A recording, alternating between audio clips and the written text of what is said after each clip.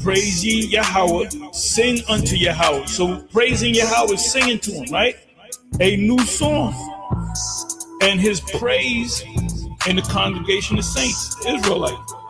Let Israel rejoice in him that made him. Let the children of the remembered ones, to Zion one, be joyful in their king. Let them praise his name, Yahweh. In the dance, let them sing. See, praise and sings in the same sentence. Sing praises unto him with the timbrel and the harp. For Yahweh taketh pleasure in his people, the Israelites. He will beautify the meek, we the meek, with salvation. He's going to save us, the elect. Salvation means to be saved from impending danger, right? Delivered from impending danger.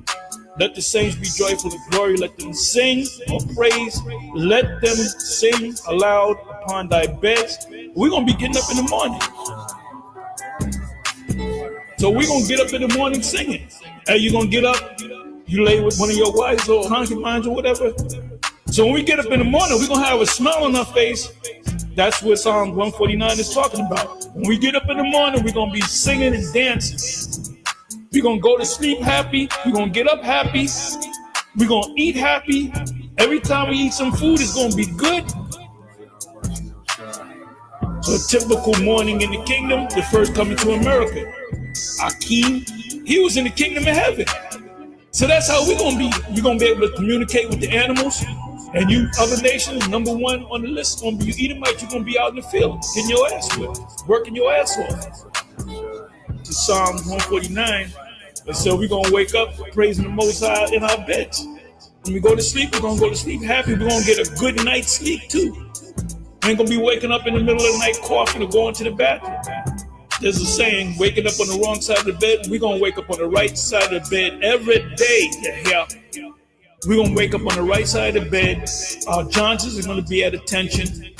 Your women are going to be fine, no blemishes whatsoever. All your wives are going to be perfect. And all your wives are going to be virgins. And they're all going to be young. And none of them are going to commit adultery with you. The 7 women shall take hold of one man. It's going to happen on this side, brother. And it's going to continue to happen on the other side.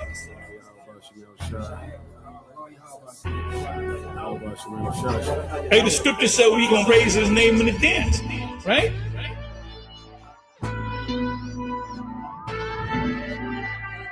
Psalm 149. Praise ye the Lord. Sing unto the Lord a new song, and his praise in the congregation of saints. Let Israel rejoice in him that made him. Let the children of Zion be joyful in their king. Let them praise his name in the dance. Let them sing praises unto him with the timbrel and harp. The Lord taketh pleasure in his people. He will beautify the meek with salvation. Let the saints be joyful in glory. Let them sing aloud upon their beds. Let the high praises of God be in their mouth, and a two-edged sword in their hand, to execute vengeance upon the heathen, and punishments upon the people, to bind their kings with chains and their nobles with fetters of iron, to execute upon them the judgment written. This honor have all his saints. Praise ye the Lord.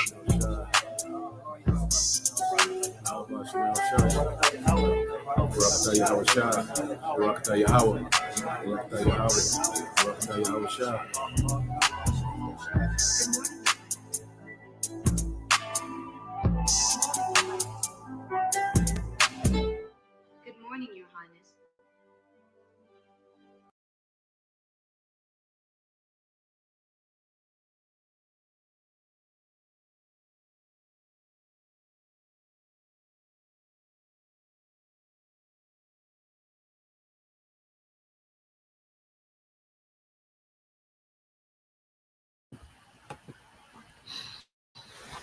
All right. Right, Shalom. First and foremost, I would like to give all praise, honor, and glory unto Yahweh, Bahashem, Yahweh Shai, Bahashem, Rakakwadash, And double honors unto the apostles and the elders of GMS who rule well, teach well, being great examples towards younger brothers. And peace and blessings and salutations to the hopeful lake out there pushing his word in truth and in sincerity across the four winds in the name of Yahweh Bashem Shai, pushing to get up out of here. Shalom to the hopeful lake, the believers, the listeners who have came back to the obedience of the scriptures through faith in Yahweh Bashem Shai. All right. And what I want to get into today, is a World War III update and understanding these last few days. There's been a lot happening. A lot of misinformation. A lot of false narratives. A lot of war propaganda. All right, and we're just gonna unpack some things and get caught up to where we are now. And Lord will, this is edifying. To you brothers, all right, and you sisters tuned in. Now, I want to get a couple precepts just to lay the foundation, and then some videos we're going to get into. Now, when you go here, this is the book of Proverbs, chapter 4, verse 7. It says, wisdom is the principal thing, therefore get wisdom, and with all thy getting, get understanding. Okay, because wisdom is the principal thing, which we, have been blessed. The Lord has blessed us with this wisdom in these times. And as we get this wisdom, this knowledge, we begin to increase in what understanding. Because there's a lot of people, who think they got it and don't have a clue, what's going on. Okay. They do not have an understanding of what's happening in real time. Okay. And that's why, a lot of people are so easily tossed to and fro. Okay. Because as we in the age of information, knowledge shall run to and fro. Okay. Well, the Lord has to bless us with the ability to make understanding of this information that's going forth. Knowing to have discernment, when to, dismiss, particular information, and how to cipher, particular information. Okay. So we're going to continue to go into the understanding, the things that we're seeing real time, and tie it back into the scriptures. Now, when you go into Isaiah 34 and 16, okay, it says, seek ye out the book of the Lord and read, no one of these shall fail, none shall want her mate, for my mouth it have commanded, and his spirit it have gathered them. Okay, so we know none of these prophecies are going to fail, no matter what they report, in the news. Okay, no matter what, people are saying on, social media and TikTok. Well, we know prophecy is not going to fail, because this whole thing with this ceasefire, which, you know, is so much confusion going on amongst that, and we're gonna, bring as much clarity, as possible to that. But even with that, just the word ceasefire, it has people feeling, secure, that there's not going to be any war. Well, according to prophecy, there is going to be war. Okay, so the hell with what, a news, all right, outlet, some news station says that there's not going to be any war. We know, according to prophecy, what it's going to be. Okay, with no doubt. Now let's go here, because we're seeing the will of the Lord, all right, happen, real time. Okay, and matter of fact, let's get this in the book of Matthew. Because we said, we spoke about an offering. I don't know, you brothers and sisters, if you tuned in to the last, World War III update, you know, that we talked about the offering, when this escalation, when this conflict first started, when this broke out between the small hats and Iran, we spoke about them, all right, having an offering. And we're going to revisit that word offering. Okay.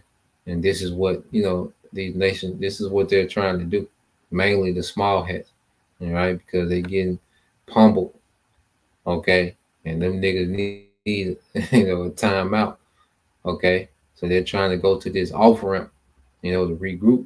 Now, when you go to Matthew 24, and in 6, it says, and ye, let's just read verse 6, and ye shall hear of wars and rumors of wars. See that you be not troubled. You say, because these things don't trouble us, man. This is why people are so excited about a ceasefire, because news of war had a lot of people troubled. Okay, people was pissed at Trump. People was irate.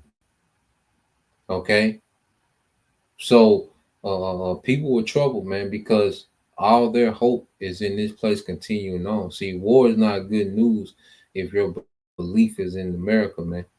Okay, if your interest, all right, lines up with America being up and running, war, all right, is not good news for you. Okay, but as we know, everything that we, believe in and hope in is based on America, okay, being destroyed. Okay, that's the beginning of our faith, is America being destroyed. So when you read on, it says, "For all these things must come to pass, but the end is not yet." Okay, and we have to remember, we're going to continue to hear of these wars and rumors of wars. Okay, and that doesn't mean that the end is going to be immediately when we hear news of a war. Now, we do understand that this is a sign of the times, the fact that we're hearing wars or rumors of wars. Okay, and the war that we just witnessed, between the small hats and Iran, that was a prelude of what's to come. And it shows you how all these other nations are going to get involved, okay, and when that war finally, escalates to the point, of no return. Okay. So we look at these things and we have to, as we watch these prophecies, we still have to, apply patience, man. And I know like you get into these things and it's exciting, and then you hear a ceasefire and it could be disheartening. Because the scriptures say, um, hope deferred maketh the heart sick. Okay, so it's like everything that we um, want is based on this war, escalate. So when you see anything that looks, you hear about de-escalation, man, it can be disheartening. And this comes from experience of just following these things and thinking that this is it, time after time, and it de-escalate to understand that it's still a level of patience, that the Lord requires as we watch these things unfold, and these things do uplift us because what happens when they do this, when they escalate, then it opens up doors. It opens up other doors for other things to happen, for this thing to really be the end. Okay, because we're here at the end.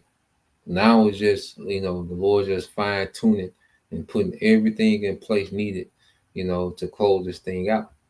Okay, now I want to go here. All right, just to get this word off ramp, the meaning in the military, and this is what we're seeing happening now.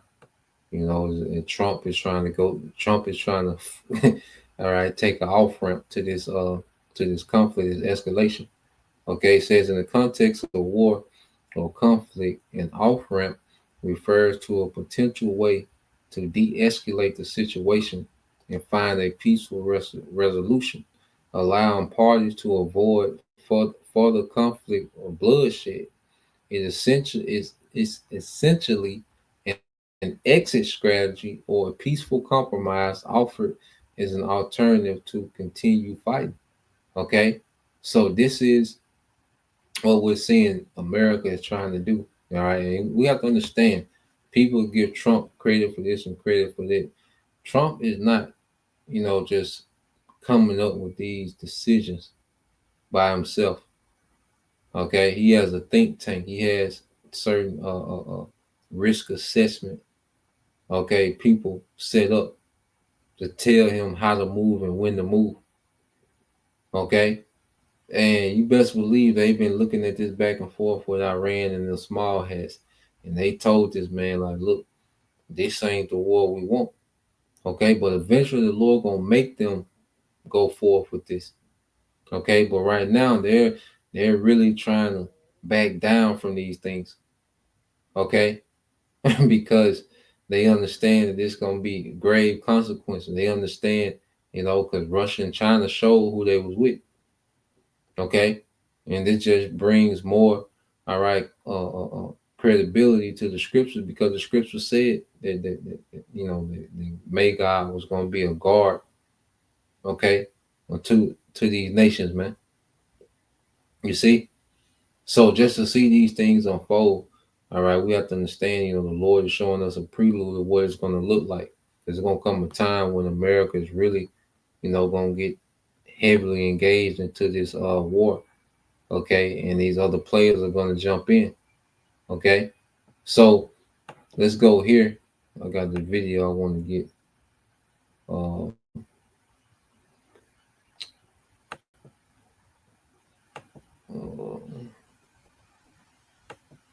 yes, so let's go here. Let's play this. And they're going to expound, because what Western media does, they take something small, okay, and they make it into something huge.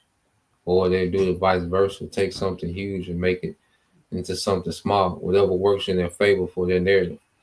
Now, what America is running with this narrative is just what Trump did is if he just obliterated Iran's nuclear program. Okay? That's the story that they're running with. As if, all right, what America did just came in and just obliterated the nuclear program. Now Iran, is crippled. They don't have a nuclear program anymore. So there's no sense of, the back and forth between the small hats and Iran. Like America just stepped in and just solved the problem, and it's peace now. And that's the narrative that they're running with. And it making, Trump look like this great hero. Okay. And that plays also into people trusting Trump more for this MOTB system that they're going to roll out in America, man. They're going to roll out in the earth. Okay. But they're using Trump to get the trust of you Americans for this MOTB. Okay. So this is another, another gimmick, okay, to get people, all right, to trust more, okay, in government. Okay. So let's play this. We'll commentate, as needed. Well, who could have seen this coming? Pretty much everyone who's been paying.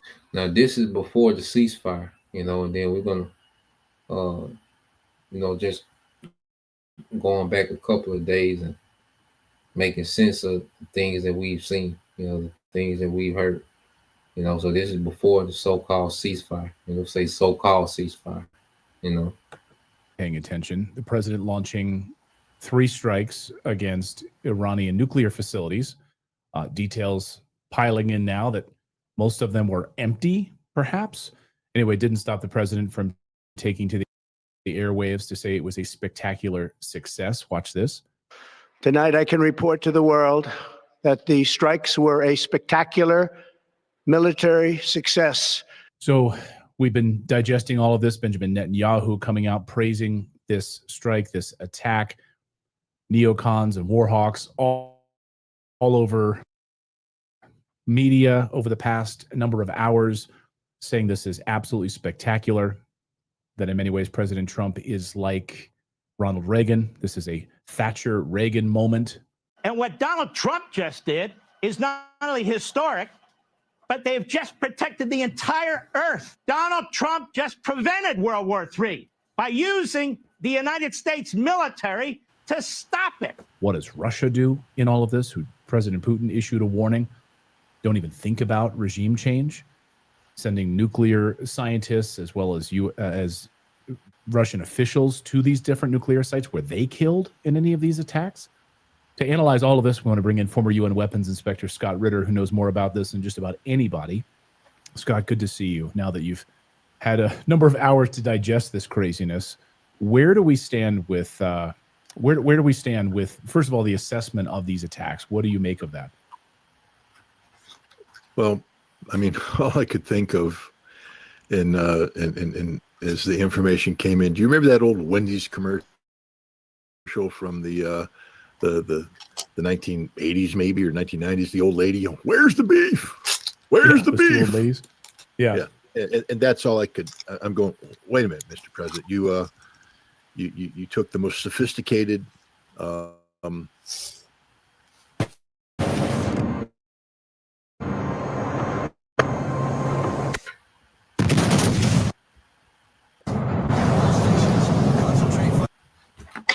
strike package available to the United States military. And you flew American troops into harm's way to bomb two facilities that were already bombed twice by the Israelis, and anything of value that could be salvaged would have been removed. And to bomb another facility that the Iranians have been led to believe you were going to bomb for 9 days now. So therefore, there was nothing in there. Why did you bomb 3 empty facilities, Mr. President? Why? And that's the question, everybody. This is a grand act of theater. This is the theater of the absurd.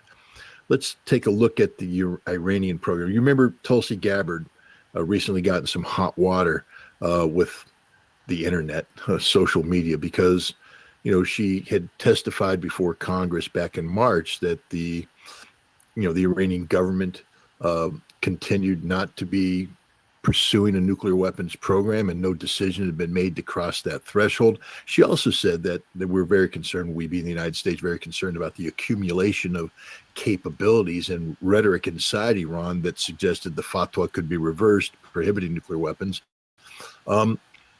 People tend to forget that aspect of her speech when they condemned her, when she came out and said the president's contention that Iran, could have a nuclear weapon is a valid contention. It is. I wrote an article back in October of last year that said the exact same thing.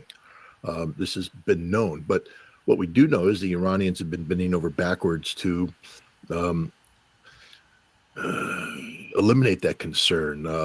On the eve of Israel's Pearl Harbor type strike, the Iranians were saying, we're ready to sign a treaty rather than have you rely upon a fatwa, an internal religious political statement.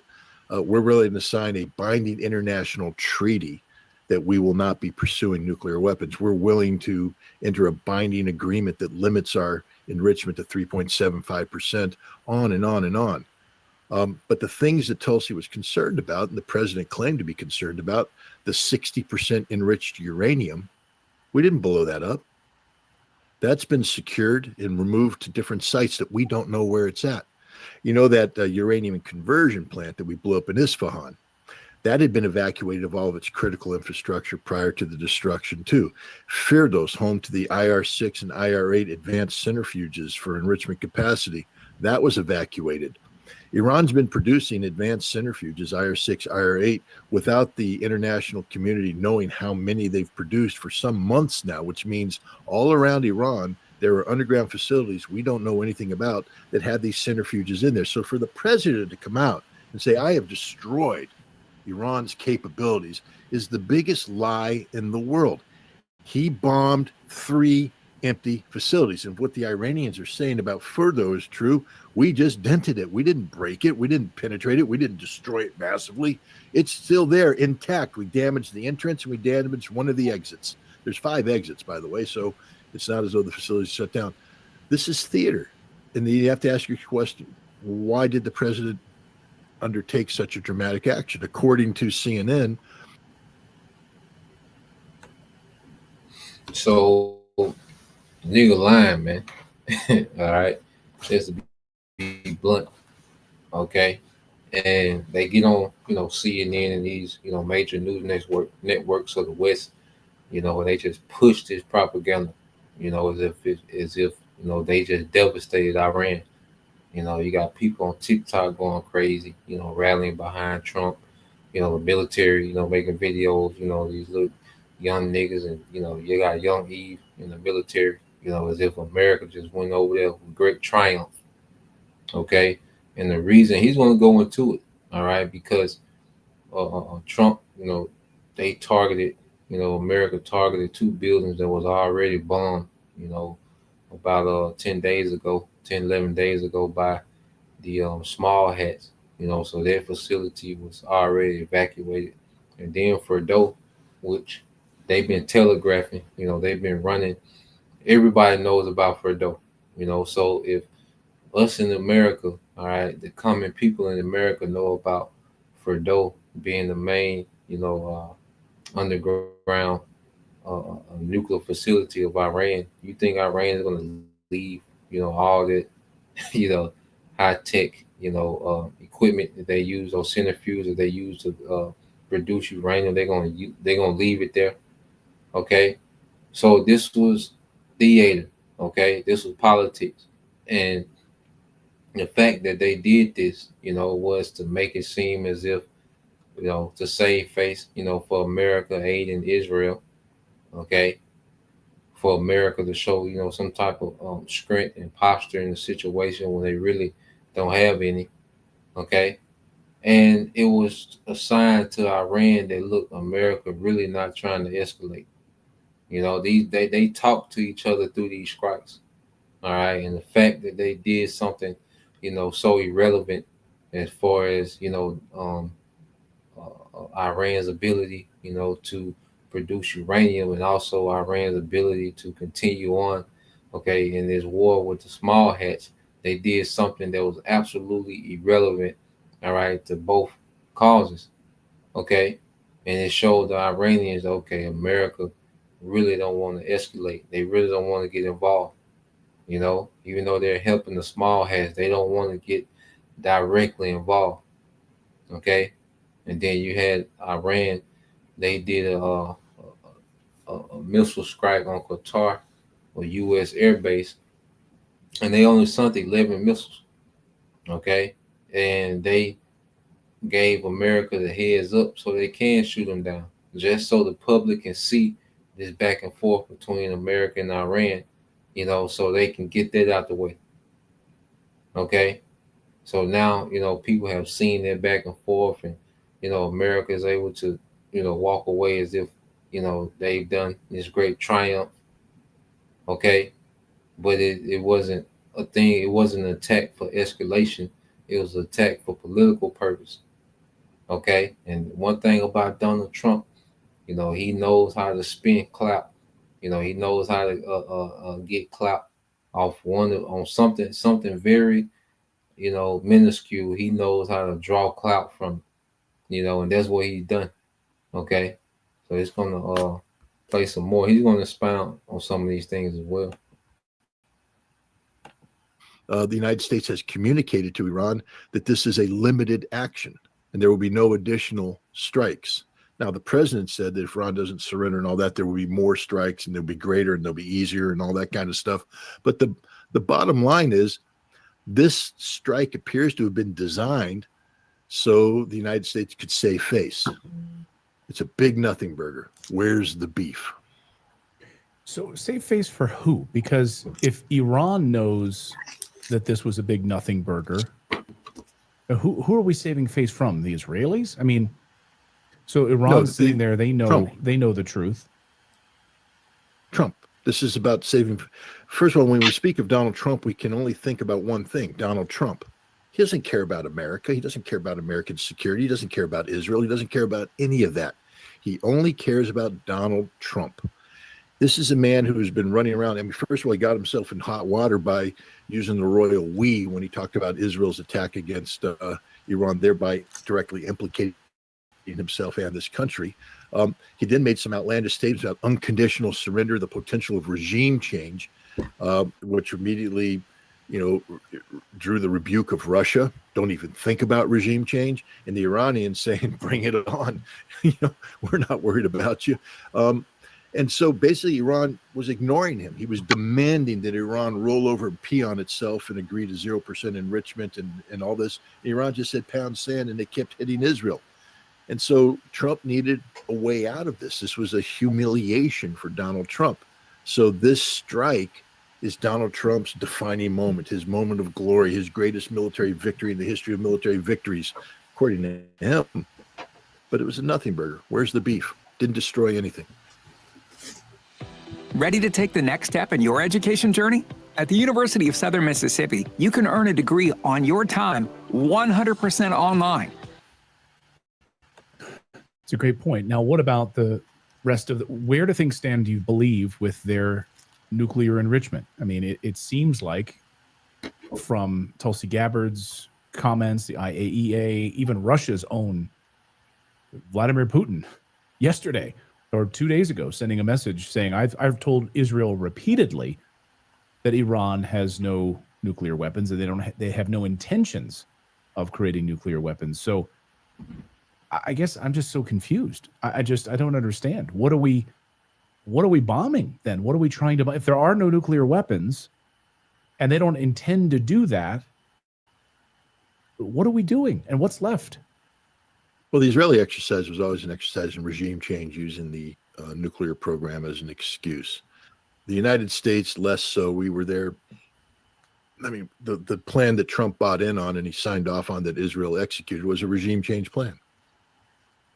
Decapitation of critical leadership, shock and awe, and demoralizing by striking nuclear targets, and compelling the Iranians to confront the fact that they had lost, that their gamble had. Netanyahu spoke about this often. He said, I will use the Nasrallah against Iran.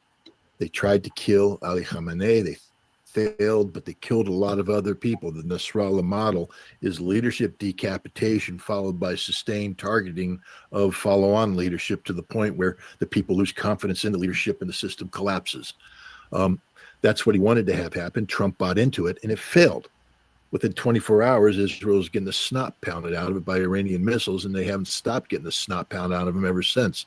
Right now, there's a real concern that Israel is indefensible in a couple of days. They run out of interceptor missiles, and if Iran doesn't run out of missiles, then Iran achieves a strategic victory. So why did they do this? Trump wants to back out of this, I believe. I think he needed to get disengaged from this. So he did this action, and this now gives him the ability to say, all right, the nuclear program is destroyed, even though it's not. I'll touch that in a minute. And therefore, it's incumbent upon Israel and Iran to resolve their issues. But I don't have a say in this anymore, because my concern was this nuclear program, which my magnificent bombers, dropping the biggest bombs in the world with the most destructive potential, have completely demolished. And Iran came out and said, you didn't do anything. You didn't do anything, which means that the impetus on Iran, the pressure on Iran to retaliate, has been, it's not there. Not a single regional base was used in support of this attack. Not a single American military resource in the Middle East was used in support of this attack. Everything that was used to support this attack were assets controlled by Strategic Command or Pacific Command. Central Command had no role in this attack whatsoever, which means there's deniability, which means it's difficult for the Iranians to speak of retaliation. If the Iranians retaliated, then they're the ones escalating and creating, the problems. This is a chance for Iran to walk away from the concept of having to retaliate against the United States. Where do you see the escalation ladder going from here? So if Iran sits back, does not touch American bases, but continues to bomb the hell out of Israel, if you watch Fox News, if you watch any of the legacy media, they're telling us that most of their ballistic missiles are now destroyed. Their ability to attack Israel is vastly incapacitated. Israel is just days away from virtually ending this thing, and that Iran is basically, inept at this point, and cannot hit Israel. So what's your assessment? Is that a total lie? I don't know. What have you seen, Clayton? I mean, because I've seen sensitive intelligence facilities struck with great precision. I've seen Iran move away from firing mass attacks using 20-year-old missiles, in order to exhaust Israeli missile defense capabilities, to shifting to more focused attacks using modern missiles that penetrate the missile defense shield at will and strike the most sensitive targets in Israel. They did it today. They're going to do it tomorrow. They're going to do it Monday, Tuesday, Wednesday, Thursday, Friday, Saturday. They're going to continue to do it because Iran has a tremendous amount of missiles and missile launchers. Iran has been preparing for this very conflict for 20 years. For 20 years, they've been preparing for this. And it appears that their strategy is working. Fox News can spin it any way they want to. The Israelis can spin it any way they want to. But it's very difficult to accept the spin when they say, "Oh, the Iranians have run out of missiles." Boom! Oh, well, there went the Unit 8200 computer processing center in Beersheba. Gosh, I guess they didn't run out of that missile. The bottom line is the Iranians have thousands of missiles left, They have hundreds of launchers. They have dispersed this capability all around the country. There is no single place that can be hit to bring this to an end, and it will never end for Israel. I guess, where do you think things over the next 48 hours, Scott? Where, as we head into Monday and Tuesday of this week, what do you?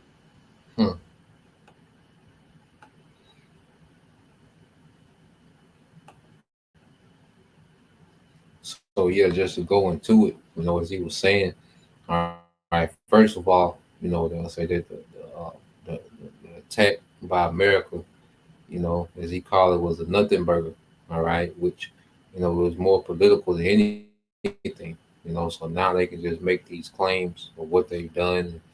They've they weakened Iran to where Iran can't respond. And then Iran responded. They attacked. They did a strike on Israel, hours after, America did a strike on them, to show you that they didn't do anything, to Iran's capability, okay, to continue to just pummel, okay, Tel Aviv and Israel, all right, the small hats, how they wanted, okay, and ultimately the small hats needed a timeout. They need this ceasefire, okay, because, they're suffering. All right, the missile defense is getting more and more depleted. Okay, so they needed a timeout, and America, did this thing to buy more time for the small hats. They did this attack. Okay, it wasn't an attack to, to cause a great reaction out of Iran. That's why it was so irrelevant. The things that they did that on purpose. Okay, and I say Iran knows that. Okay, if it goes into a two-front war with America and the small hats, that it can stretch itself thin. So it has kept its focus on the small hats.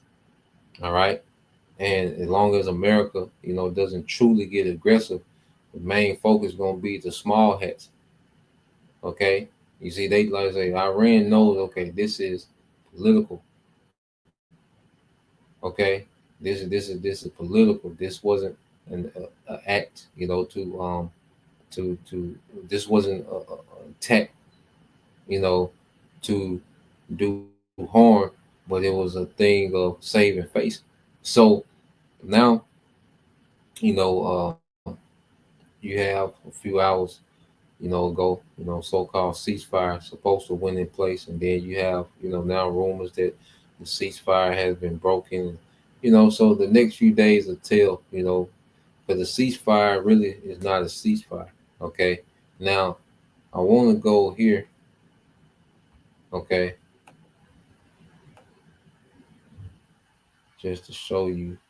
All right, but what this also does too, it puts let me see. It's another video I had. I must have X'd out by.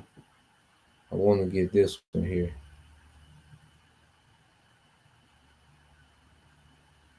You know,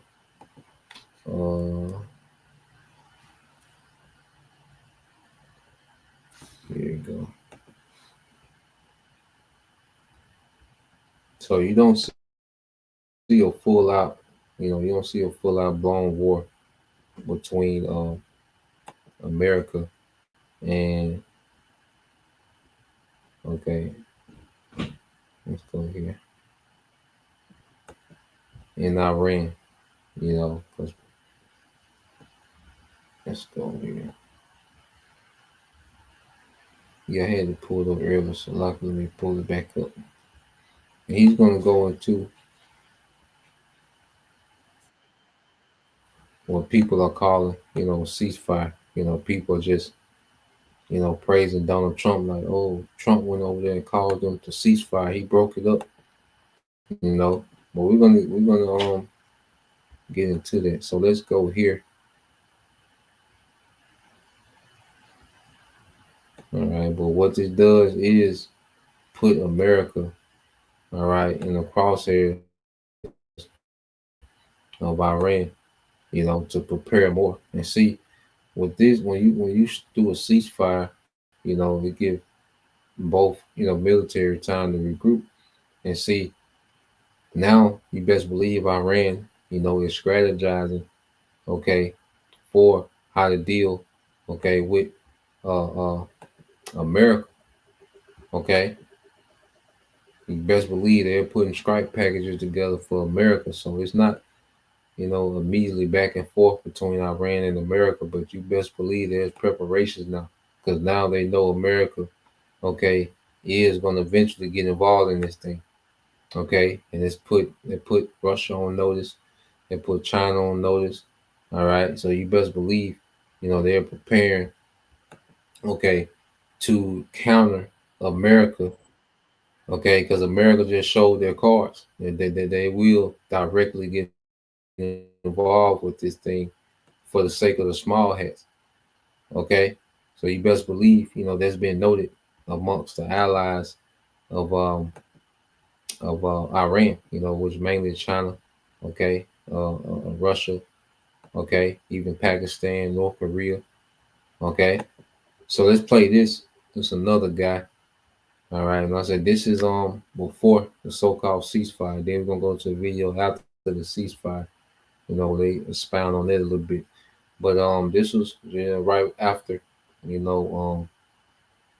Trump ordered okay the strike on Iran. Our first guest is retired U.S. Army Colonel, author, and defense and foreign policy consultant, Colonel Douglas McGregor. Colonel, if they'd consulted you before last night, what would your advice have been to them? Well, it wouldn't have been a strike, and we would not now be at war with Iran. And I think the most important thing for your audience to understand is something that most Americans don't understand, George. The United States is now at war with Iran as Israel's critical and ultimately only real ally. It's very important to understand that, because this is something that Israel, its lobby, and ultimately its agents in the United States have tried to bring on for 30 years. They've now achieved it. That's why Mr. Netanyahu last night was almost giddy in his response. He knows that he's finally got what he wants, because this war is going to expand. It's going to take time. How long is anyone's guess, and it could have terrible consequences. So I think there was a failure at the policy-making level to understand what they were doing. And if you listen to Trump, this is not a man who wants the war. And so instead of a strike going in, even though this had been rehearsed for innumerable times over many years, even though they'd rehearsed it and practiced it, what they ultimately did was harm nothing and accomplish nothing. They hit the equivalent of empty buildings, empty targets. And then after doing so, he announced that he was now ready for peace, which is the ultimate expression of self-delusion. He now has a full-blown war on his hands. But until the Americans are hurt in some demonstrable way, most Americans will not understand this, and they don't understand it, George. That's a big mystery. Of course, as I said in my monologue. And he made a major point, Americans don't have a clue, okay, of what's really going on. A lot of Americans, they take this thing as a joke, something to make a video about on social media, but they have no clue, all right, the door, all right, that America has just walked into, okay? And it's not, we're not going to see the direct back and forth between, Iran and America just yet, but it's to come, okay? This is the beginning, okay, of the war that's going to turn America to a desert, okay? And like he said, until Americans are hurt, all right, they're not going to understand what's really happening, okay?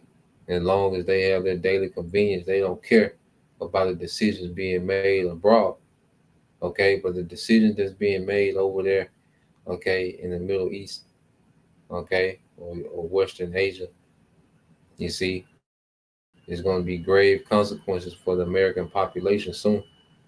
Okay, one of these days is going to be grave consequences. Okay, economy collapse all the way up into the time of this place being nuked, man. Okay, see, people don't look at this conflict and see that the in the end game is America being nuked. Matter of fact, the brother got this precept. All right, and if a brother could post that in is that Proverbs 14 and 12. Okay, and then the simple believe every word. This is Jeremiah 49 and 20. This from the brother Hebrew Israelite. Men endure to the end. It says, therefore hear the counsel of the Lord that he have taken against Edom. And see, and that's the beautiful thing about being in the spirit, to understand these things, that the Lord and his counsel, which you go into the Lord's counsel, it can be explained in prophecy. Understanding prophecy is an understanding of the Lord's counsel. This is what, the heavens have declared to happen in the earth, when you read prophecy, man. Okay, so as we hear the counsel of the Lord, he's against Edom. Okay, which is this whole system. This is an Edomite system that runs the earth. So this whole system the Lord is against. Okay, and this war is going to tear this system apart. Okay, and Yahweh Shai is coming to finish it off with the chariots, man. Okay, said that he have taken against Edom, and his purposes that he have purpose against the inhabitants of Teman, surely the least of the flock. Okay, surely the least of the flock. Okay, where we go?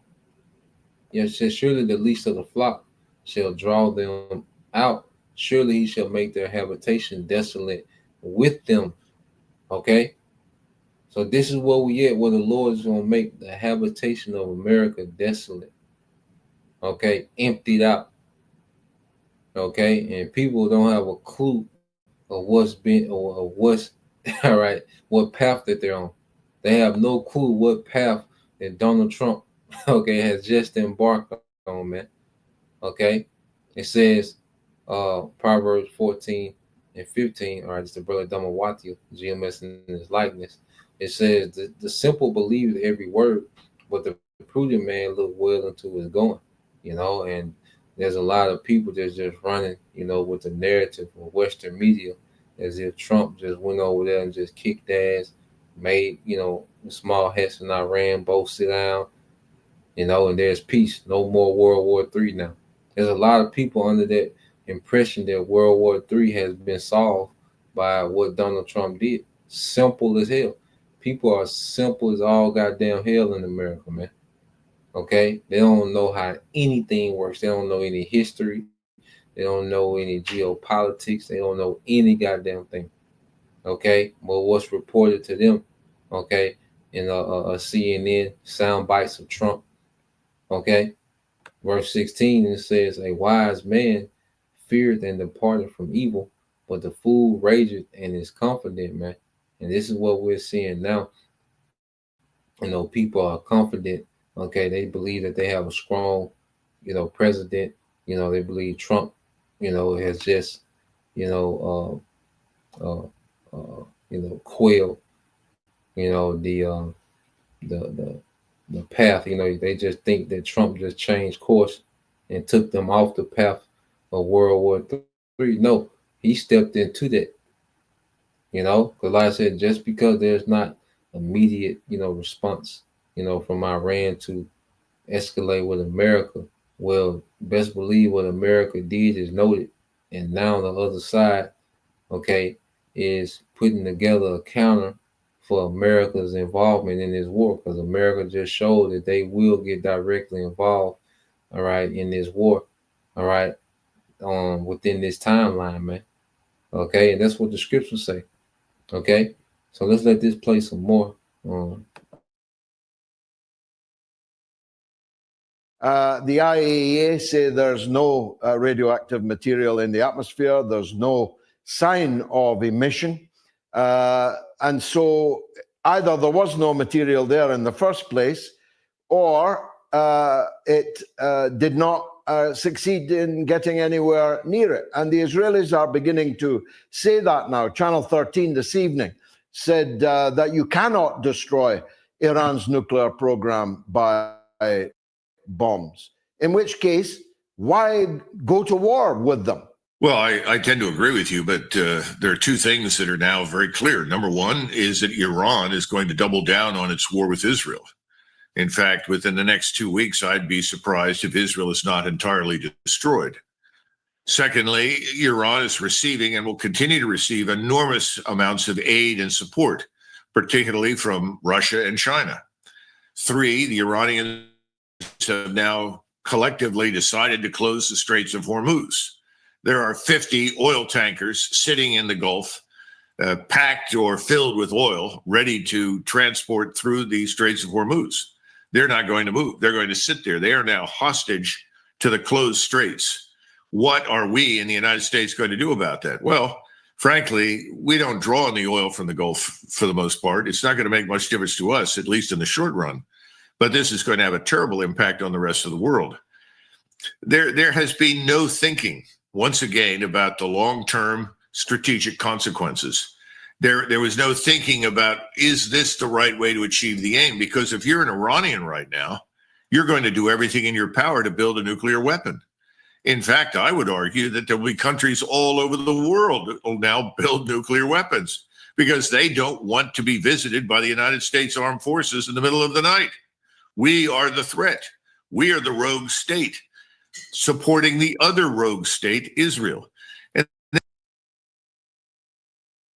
So he said, look, he made a good point that now this is going to make, nations that don't have nuclear weapons, to get nukes, because that's the only deterrence, okay, from America is nations that have, the bomb, as they say. Okay, America hasn't invaded any nation that has the bomb. Okay, North Korea, all right, Pakistan, these nations have the bomb. So it's like when you don't have the bomb, okay, they play with you out here. Okay, so now this is pushing the world, all right, towards obtaining nuclear weapons. Nations that don't have them to obtain nuclear weapons, man. Which all this plays into the prophecy, man. That's why we gotta stick to the prophecy, man. Damn all these different reports. And so I say it's a lot of misinformation. Stick to the things that complement prophecy, man. So you can see more nuclear, weapons being acquired by different nations, man. Okay, and then another thing, America and Israel is being isolated as these rogue states. They're just doing what they want to do. Trump, he's not even, what he did, he was supposed to go through Congress, man. Showing you that he's moving like a king, showing you that there's a Caesar coming back, an ancient Caesar, all right, that's back in office, man. Because he's moving, all right, like a king. He's not moving as a president. Okay, and showing you that the government is fully corrupted because there's no uproar for what he did and how he moved. So let's let this play some more.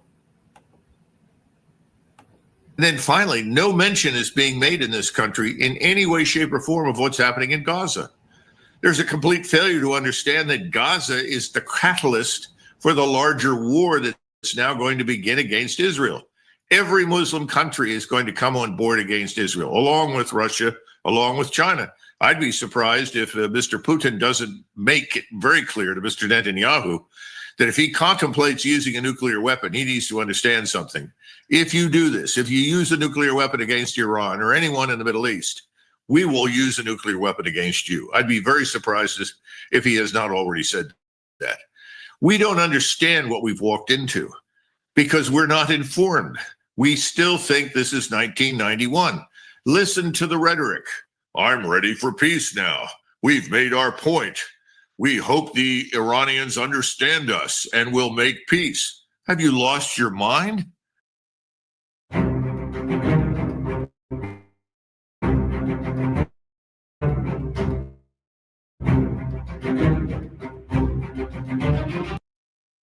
The war is now just beginning. Yes, it's not the beginning of the end. It's merely the end of the beginning, as Mr. Churchill said. Now, the impact of all this on Donald Trump's popularity. All the hypocrites are coming out. Nancy Pelosi is denouncing this lawless act of brigandry. All the Democrat hypocrites who would have done exactly the same thing. Of course, they represent nearly half of the American people. And therefore, how many of Trump's voters now desert him is going to be a huge factor in the midterms, isn't it? Its impact on MAGA is surely going to be significant, because this is a total about face for the Donald Trump that people thought they were electing. This is the man who denounced the Iraq war, who denounced Obama, accused him of being ready to go to war with Iran in order to win an election. This is the Tulsi Gabbard who said just weeks ago that in terms there was no case for this kind of an action. When people do an about face like that, they must lose a part of their base. How do you quantify that, Colonel? Well, the desertions from so-called MAGA have already begun, because MAGA turns out to have been a myth. Let's be frank, it was never real. People voted for something that was never real. You've got to go back to the Republican National Convention. And during the Republican National Convention, there was a giant Israeli flag on the wall. And there was a placard above the flag that said, Israel first. And then a gentleman walked out to the podium, ostensibly representing the Israel lobby, and tried to lead cheers for Israel first. Well, the response was tepid, to say the least. But the people that voted for Donald Trump didn't understand what they were listening to. The signal was unambiguous and clear. You were voting for Israel first. And that's what you got for a cabinet. That's what you got for a government. Now, as you point out, that applied equally to the other side, regardless of what the other side says. We have a government in Washington that is corrupt to its core. It's corrupt, it's ineffective, it's incompetent. And that's what we are now going to discover in the days and weeks and months ahead. The whole place is going to come apart, because this war is going to expand. The family dictatorships that control the Arabian side of the Persian Gulf are not going to survive this. The Saudis are at high risk. Why are they at high risk? Why is King Abdullah in Jordan at high risk? Because there are hundreds of millions of Muslim Arabs that are saying this is unacceptable. This must stop. And you're going to see new governments come online. We are going to lose everything as a result of this overseas. We are inevitably going to be driven out of the Middle East, the thing that everyone said we were fighting to prevent. And we're going to watch Israel be destroyed day after day after day. This, in other words, the world is going to be turned upside down. Everything that we've supposedly worked for decades will be lost. Now, in the long run, this is a damn good thing for us.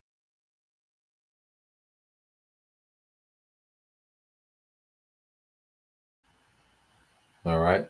So as you can see, he went into how MAGA, was, all right, a myth, and you people, all right, what you rallied behind was a Zionist / technocrat, and Donald Trump, because he's leading you to a technocracy and he's leading you to a war, all right, on behalf, all right, of the small hats, So this is what you got, with your 47th president, was a Zionist / technocrat, in the interests of America, all right, is not on the agenda, because he just stepped into a door that leads to America becoming a desert, all right. Now let's go here, because they've been talking about, this ceasefire, well, there's a lot of confusion into what this ceasefire means, because matter of fact, let's play this. This is a guy who's into run. This guy, Doctor. He's from America, but he lives in Iran. Let me see. All right, so you have this guy, Dr. Muhammad Morandi, so he's in Tehran, so he's giving, his perspective of what's going on and dealing with the ceasefire and different things. So let's play a little bit of this. We'll jump around, get to the point. Iran, what many are saying is a symbolic attack on the U.S. airbase in Qatar. But over the last 24 hours, we saw Israeli media leaking out saying that they were seeking an end to the conflict after the U.S. airbase attack by Iran. We had an announcement of a ceasefire by Donald Trump. We had a massive missile attack on Beersheba and Tel Aviv in many surrounding areas. The scores of Israelis killed. I believe there was 11 or 13. There's conflicting reports in one missile strike alone overnight. And now the ceasefire appears to be in effect. Or please correct the record, Professor Marandi. What has been going on and how do you see this? Well, you're right. The Israeli regime was seeking a ceasefire even before Trump carried out his own aggression and his own act of war against Iran. The Israeli regime began this unprovoked war with a blitzkrieg attack and the foolish belief that they could undermine Iran, defeat Iran. And although they scored some successes in the first hour, obviously, when you carry out an act of aggression that's unprovoked, you will have successes. They murdered a lot of innocent people. They murdered senior officials and their families and their neighbors, which of course is not important for the West or the Israeli regime, as we've seen in Gaza and Lebanon. But they failed. The Iranians regrouped. They started hammering Israeli cities. They started firing drones and missiles. And till the very end, the Iranians were firing lots of drones and lots of missiles, especially during the last 2-3 hours. And before it's not a ceasefire agreement. The Iranians have said that we are halting fire, and if the Israeli regime makes any move, we will restart the conflict. So I don't know exactly what sort of technical term that would have. But the Iranians have warned the Israeli regime that if it fires at Iran, if it shoots at Iran, they'll be hit back very hard. But I think it's a failure for the regime. The United States and Israelis have not destroyed Iran's nuclear program. Iran has many scientists. A lot of its assets are intact. We'll have to see what really happened in Fordo. And Iran has been provided an excuse not to cooperate with the IAEA like before anymore. And but most importantly, I think this shows the vulnerability of the Israeli regime. For the first time ever, they've been hammered and hammered and hammered unrelentlessly. And Netanyahu was seeking a way out. The Iranians, of course, don't want a regional war. They don't want a global economic collapse, but they wanted to humiliate the regime and humiliate Netanyahu. And I think that's exactly. Is your child struggling with a gaming addiction? Major companies behind games like Minecraft, Fortnite, and Roblox.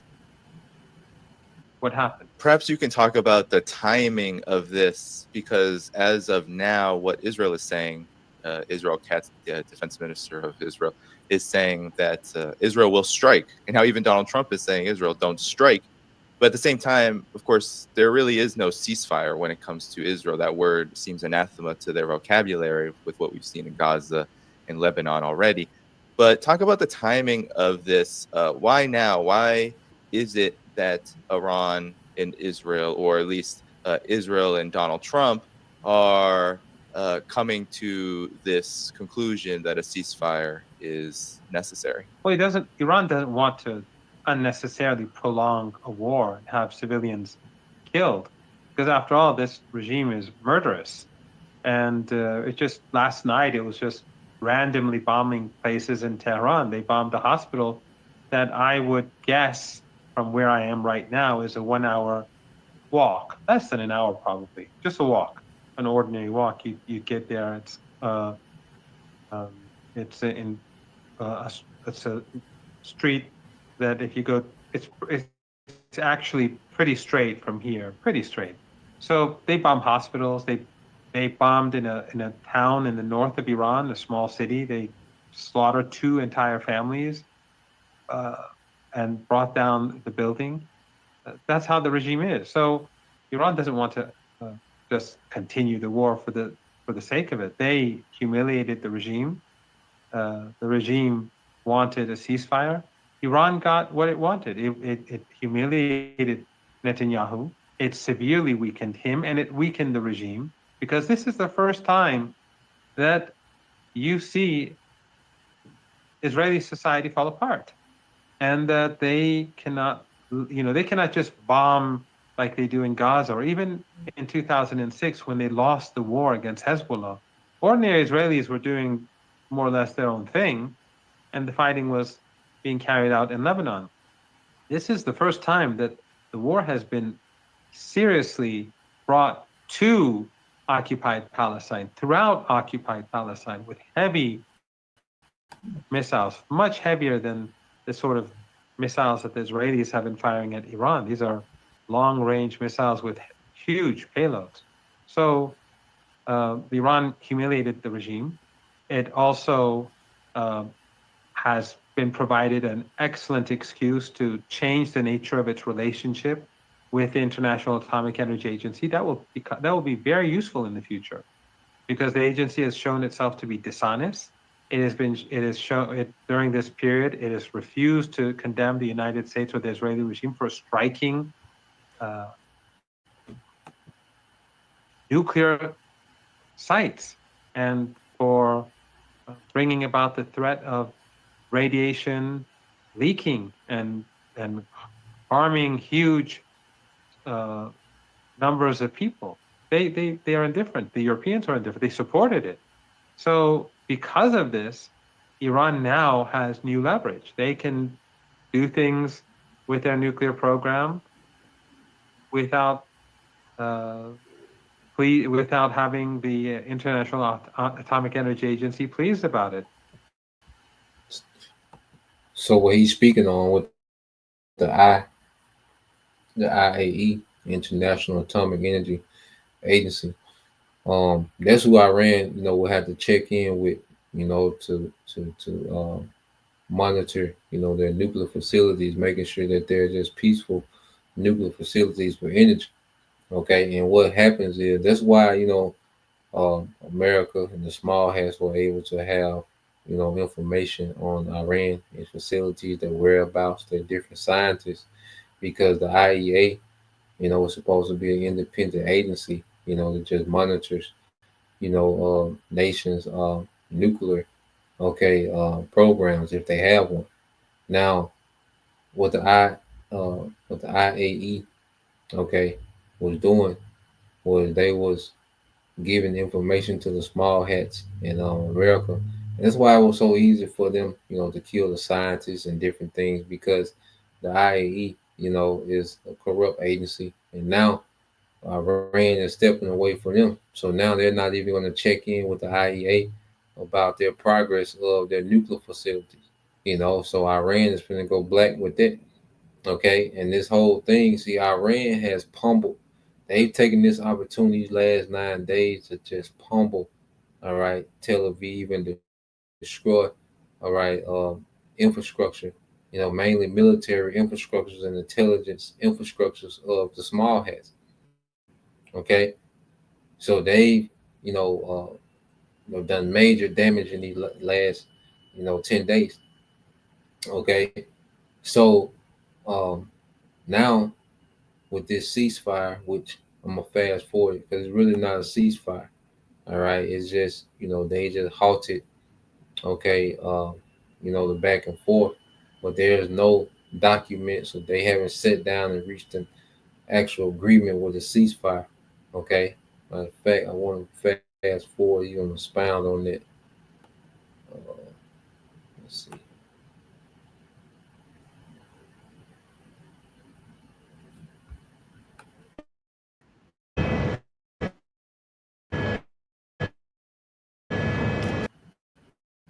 Curious on what you believe is most important here as we come into this next phase of what I believe is a conflict and, of course, a regional situation that is far from resolved. Yes, there was some confusion, and I'm not sure exactly what was meant by 4 a.m.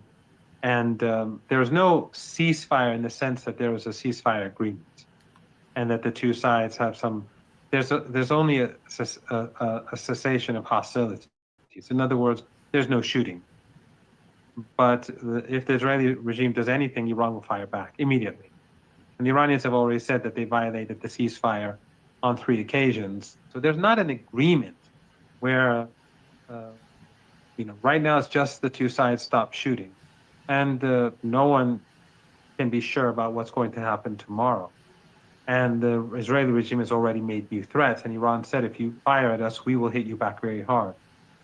So we have to see now what happens inside Israel, because Netanyahu is definitely in trouble. He did not get what he wants. Iran has its scientists, it has its nuclear program, it has its military, and it has its missile defense that was hitting the Israelis hard till the very, very end. So we'll have to wait and see. This, Israel is not a regime that sits quiet and behaves like a country. It's an expansionist, murderous, racist regime.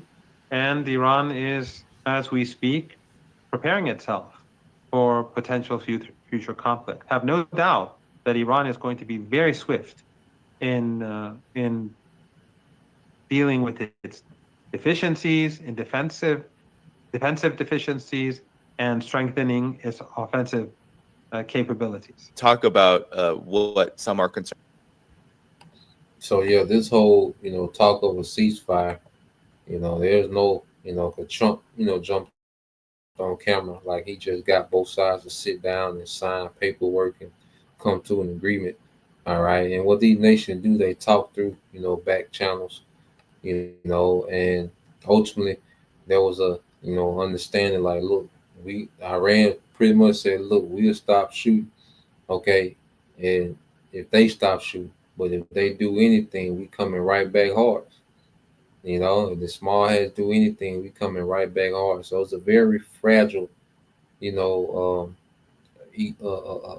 agreement, through back channels of some form of ceasefire. Okay, well, it's not an official ceasefire. All right, and usually the small hats, they break all their ceasefires. Okay, so yeah, that's just getting things caught up. So now we'll look and see how this ceasefire gonna hold up.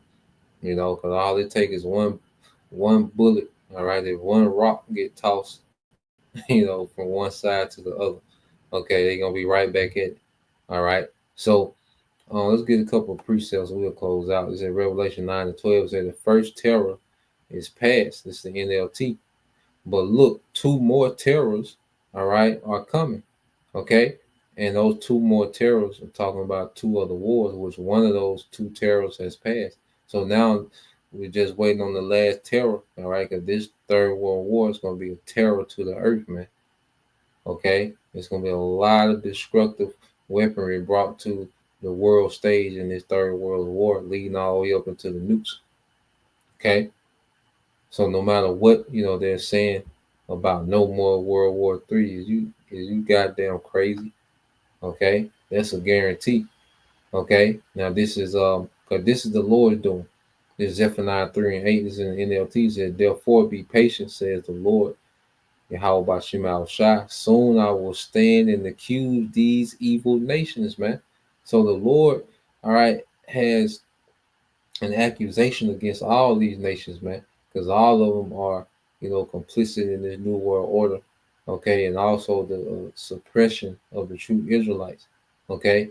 It said, for I have decided to gather the kingdoms of the earth, all right, and pour out my fierce anger and fury, okay, on them, okay. All the earth will be devoured by the fire of my jealousy, man. So the Lord, all right, as the scripture says, is mustering the host of the battle. Okay, the Lord is gathering these nations into the region, because with this conflict, you're seeing nations from other regions come into, okay, what they call the Middle East, China and Russia, okay? I say North Korea, all these different nations are being sucked into this region. European nations, America, all these nations are being gathered, okay, by the will of Yahweh Shema Shai, okay? So we're just going to continue to watch and see, how these things play out. There's a lot happening, fast, and we're going to continue to stay on it, through the spirit and power of Yahweh Shema Shai. So, Lord will you, brothers. All right, and you sister edified. Till next time, we'll say Shalom. Kwam Yashala. Abba, Shalom.